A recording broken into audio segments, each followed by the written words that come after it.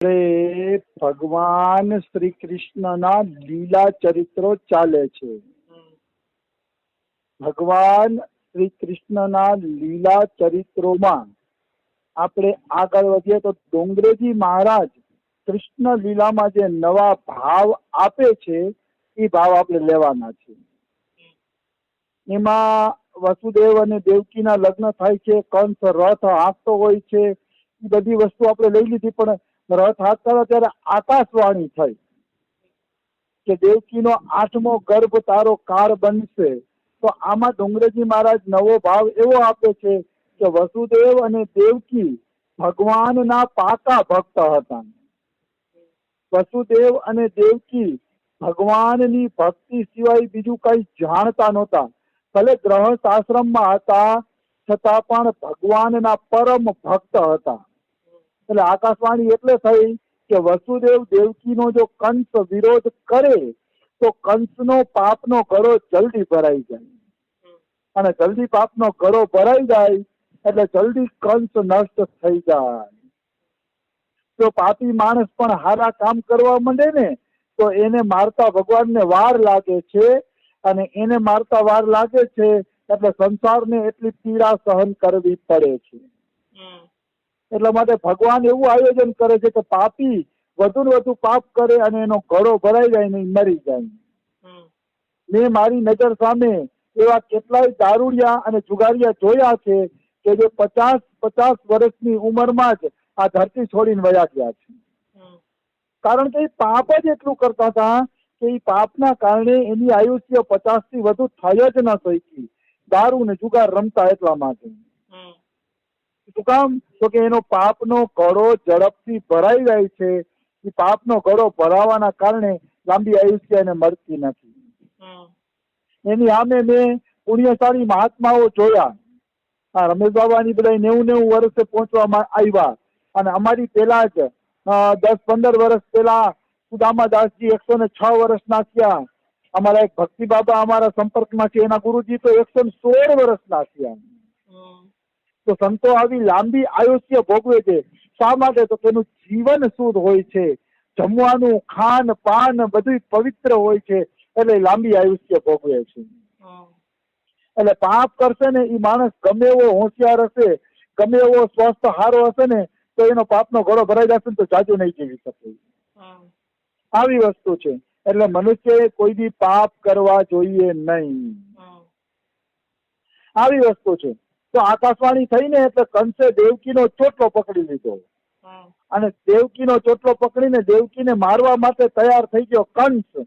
તો એમાં બહુ ડોંગરેજી મહારાજ સરસ મજાનો ભાવ આપે છે કે જે ઘરમાં સ્ત્રીને મારવામાં આવે છે એ ઘરની અંદર દરિદ્રતા આવે છે.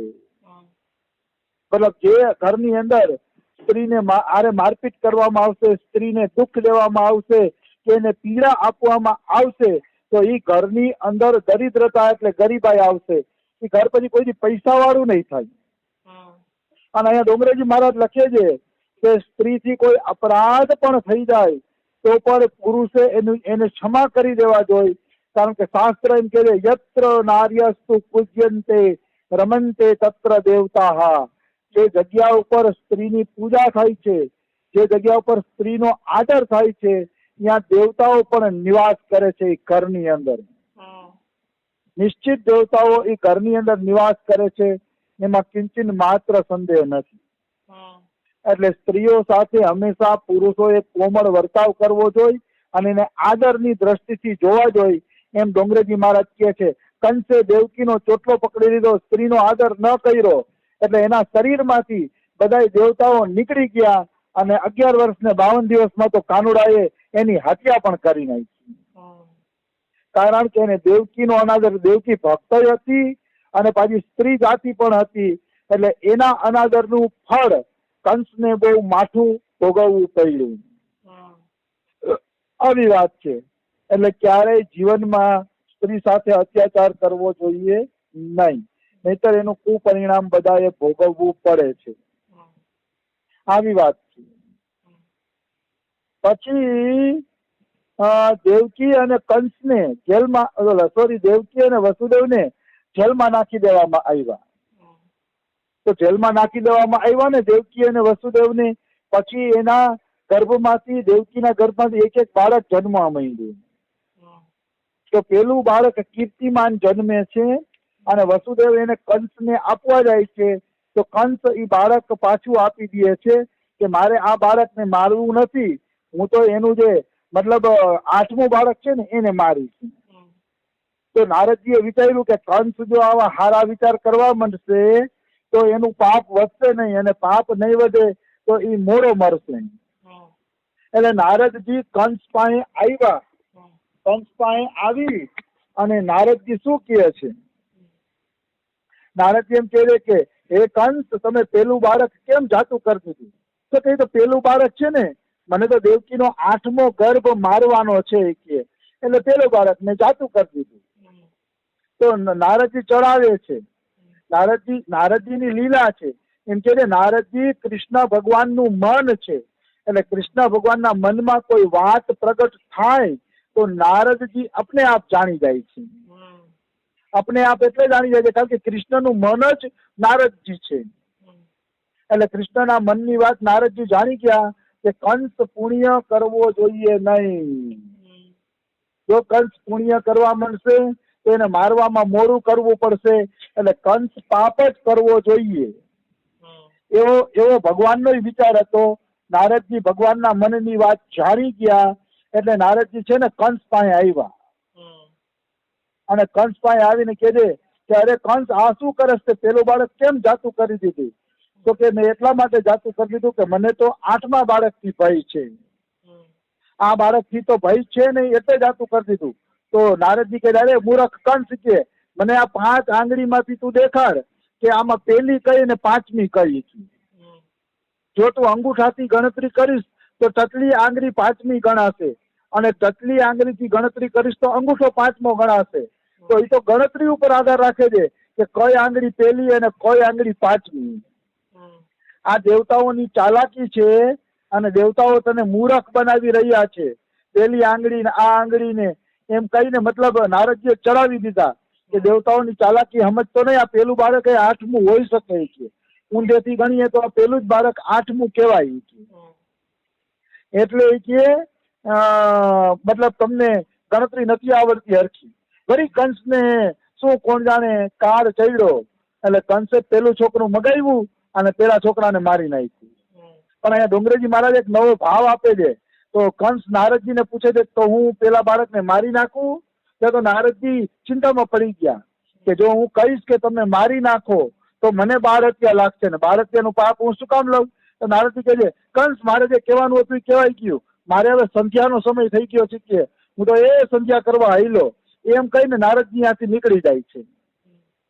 સંધ્યાનું બાનું કરીને નારદજી ત્યાંથી નીકળી જાય છે. શું કામ? જો કોઈ વ્યક્તિ કોઈના પાપમાં હા પાડે છે તો એને એના પાપનું ફળ ભોગવવું પડે છે. એટલે મનુષ્ય કોઈ બી કોઈના પાપમાં હા પાડવી જોઈએ નહીં. કોઈ પાપ કરતો હોય તો કામ મૌન રહેવું જોઈએ, ત્યાંથી હટી જવું જોઈએ, અને કાંઈ એને ના પાડવી જોઈએ કે આ પાપ તારે કરવા જોઈએ નહીં. પણ કોઈના પાપમાં ટેકો દેવાથી આપણે એની સજા અવશ્ય મળે છે, નિશ્ચિત મળે છે. એમાં કોઈ પણ પ્રકારની શંકા નથી. એટલે કોઈના પાપની અંદર આપણે હા પાડવી જોઈએ નહીં.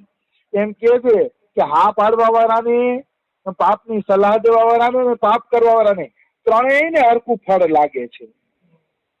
એટલે મનુષ્યોએ સાવધાન રહેવું જોઈએ અને ક્યારેય પાપ કરવું ના જોઈએ, અને કોઈ કરતા હોય તો એને સલાહ પણ આપવી જોઈએ નહીં. આવી વસ્તુ. તો વસુદેવના દેવકીના બાળકને મારી નાખવામાં આવ્યું. બાળક મરી ગયું.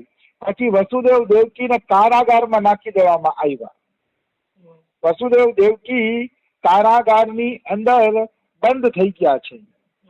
પણ અહીંયા લખે છે કે વસુદેવ દેવકીને કારાગારમાં નાખ્યા ને તોય એને સંતોષ હતો, સુખ હતું કે જો અમે ઘરમાં હોત તો મહેમાન મળવા આવત, લગ્ન થયા હોત તો બધા રોટલો ખાવા બોલાવત, અને કેટલાયના ઘરે જવું પડત અને અમારા ભજનમાં વિક્ષેપ આવત. હવે અમે જેલમાં છીએ તો કેવું સારું છે, અમારે જમવાનું બનાવવાનું નહીં, મહેમાનોને મળવાનું નહીં, સગાવાલાને મળવાનું નહીં, અને આખો દિવસ જેલની અંદર ભજન કરવાનું. તો અમારે તો બહુ સારું થયું એમ. અમારે તો આ બહુ સારું થયું કે અમે હવે સ્વતંત્ર રીતે ભજન કરી શકશી. મતલબ આમાં ડોંગરેજી મહારાજ એવો ભાવ આપે છે કે જો જેલની અંદર એ સુખ માનો તો એ દુઃખને સુખ માનો તો એમાંય ભજન કરી શકશો. અને જો તમે દુઃખી થશો, મહેલની અંદર એ દુઃખી થશો કે અમારે તો કઈ સુખ જ નથી ને, મહેલ ભગવાને આપ્યો તો મનનું સુખ ન આપ્યું ને, દુઃખી થશો તો તમારે કાયમી માટે દુઃખી જ રહેવાનું થશે. એટલે મનુષ્યએ હંમેશા બધી પરિસ્થિતિમાં આનંદ મનાવવો જોઈએ કે મારા પ્રભુએ મને જે સ્થિતિમાં રાખ્યા છે એ સ્થિતિમાં સારા રાખ્યા છે. હરેક પરિસ્થિતિમાં આનંદ મનાવવો જોઈએ, કારણ કે કરવા વાળો ઈશ્વર છે. આ જે કાંઈ બધું સંસાર હાલે છે ઈશ્વરના કારણે હાલે છે. આજે જ હું એક ઘટના વાંચતો હતો કે ઈશ્વર